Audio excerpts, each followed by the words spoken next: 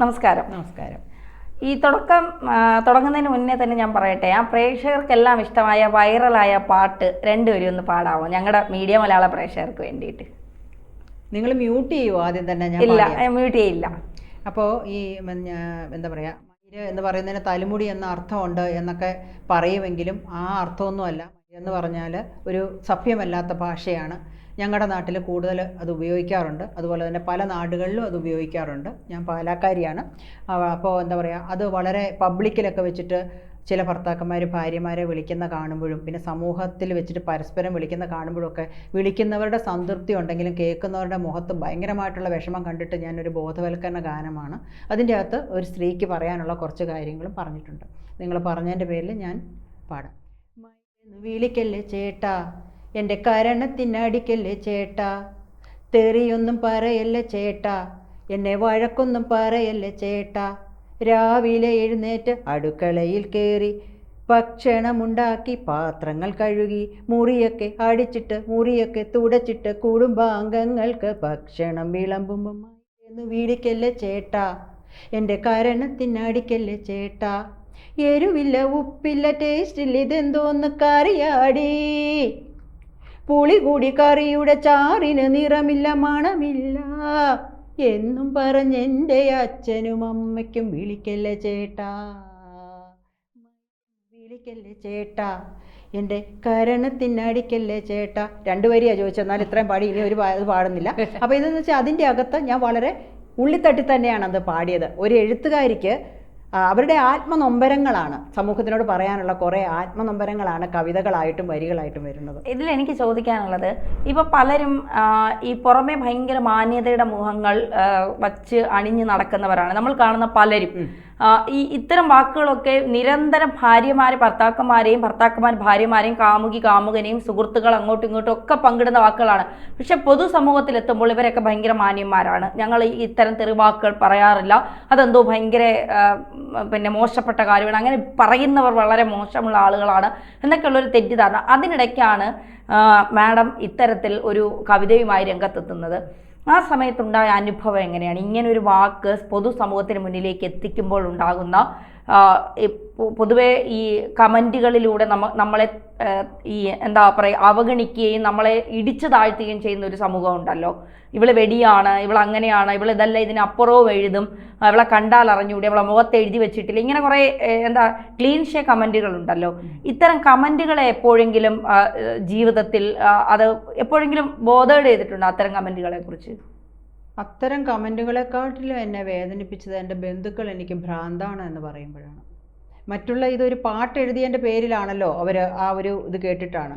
അങ്ങനെ നമ്മളെന്താ പറയുക, സമൂഹത്തിൽ നിങ്ങൾക്കറിയാം 99ാമത്തെ അവാർഡാണ് ഇപ്പം ഡിക്ലെയർ ആയിരിക്കുന്നത്. 2 നാഷണലിലും 2 സ്റ്റേറ്റും ഉൾപ്പെടെ എന്താ പറയുക അവാർഡുകളൊക്കെ വാങ്ങിച്ച് കഷ്ടപ്പെട്ട് പുറത്ത് ഇങ്ങനെ ഞാൻ അത്രമേൽ നല്ല കാര്യങ്ങളിൽ ചെയ്യുന്ന ഒരു വ്യക്തിയെ അങ്ങനെ പറയുമ്പോൾ എല്ലാവരും അല്ല, 1-2 വ്യക്തികൾ, അത് ഈ കഴിഞ്ഞ ദിവസം കൂടെ എനിക്ക് അതിൻ്റെ ഒരു മാനസിക വിഷമത്തിലാണ് ഞാൻ ഇരിക്കുന്നത്.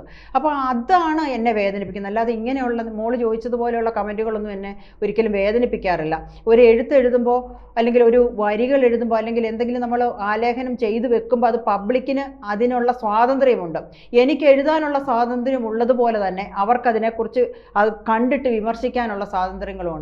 അപ്പോൾ എനിക്ക് അങ്ങനെയുള്ളതിനെക്കാട്ടിലും കൂടുതൽ ഈ മനസ്സും തലച്ചോറും തമ്മിലുള്ള ബന്ധം അറ്റുപോകുമ്പോഴാണ് നമുക്ക് ഭ്രാന്തെന്ന അവസ്ഥയിലേക്ക് പോകുന്നത്. ഒരുപാട് ഭ്രാന്താശുപത്രികളിൽ സന്ദർശിച്ച് ഞാനിങ്ങനെ എഴുതാറുണ്ട്.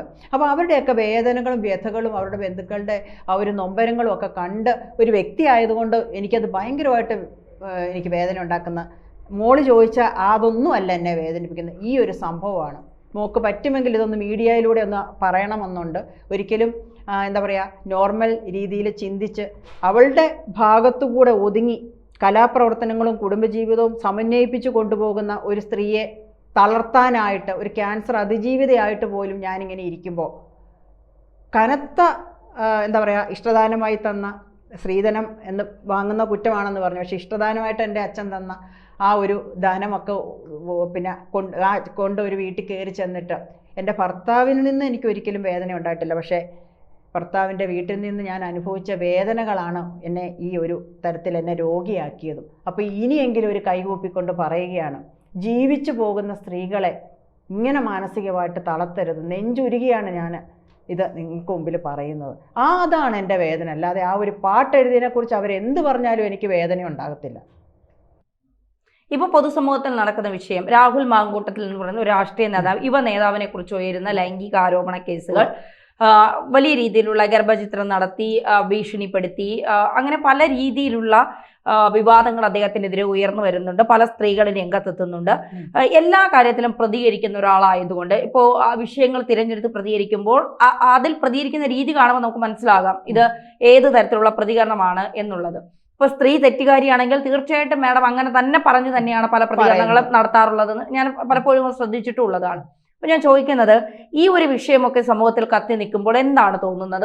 ഒരു രണ്ട് ഭാഗവും കേൾക്കാതെയുള്ള ഒരു ക്രൂശിക്കലായിട്ട് നമുക്ക് ഇതിനെ കണക്കാക്കാൻ കഴിയുമോ?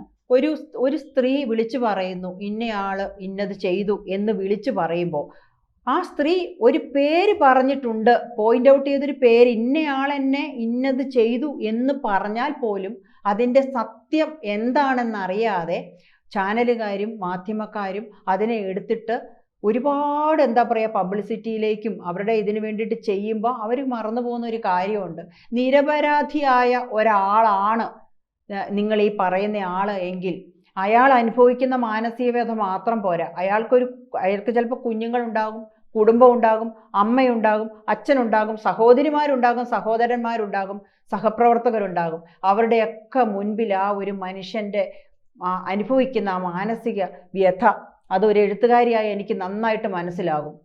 അത് തന്നെയല്ല, ബലമായിട്ട് ഒരു സ്ത്രീയെ കീഴ്പ്പെടുത്തി അവളെ ശാരീരികമായി ഉപയോഗിക്കുമ്പോഴാണ് അതിനെ ബലാത്കാരം അല്ലെങ്കിൽ ബലാത്സംഗം എന്ന് നമ്മൾ വിളിക്കുന്നത്. സ്വന്തം ഇംഗിതത്തോടുകൂടി ഫോണിലൂടെ കൊച്ചു വർത്താനമൊക്കെ പറഞ്ഞ് കൂടെ കുറേ നാൾ കഴിഞ്ഞതിന് ശേഷം, അത് ഈ കാര്യത്തിലല്ല ഞാൻ പറയുന്നത്, പൊതുവായിട്ടുള്ള കാര്യമാണ്, കഴിഞ്ഞ ശേഷം താൻ ആഗ്രഹിച്ച കാര്യം തനിക്ക് കിട്ടുന്നില്ല എന്നാകുമ്പോൾ കൈ ചൂണ്ടിക്കാണിച്ച് ഹണി ട്രാപ്പിൽ പെടുത്തുകയും അതുപോലെയുള്ള ഒരുപാട് കാര്യങ്ങൾ അങ്ങനെ ചെയ്തിട്ട് ഒരുപാട് ജീവിതങ്ങൾ പൊലിഞ്ഞു പോയിട്ടുണ്ട്, കുടുംബത്തോടെയും വ്യക്തിപരമായിട്ടുമൊക്കെ.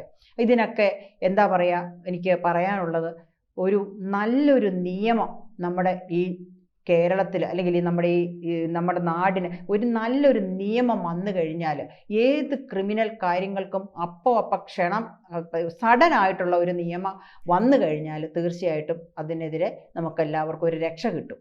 തീർച്ചയായിട്ടും.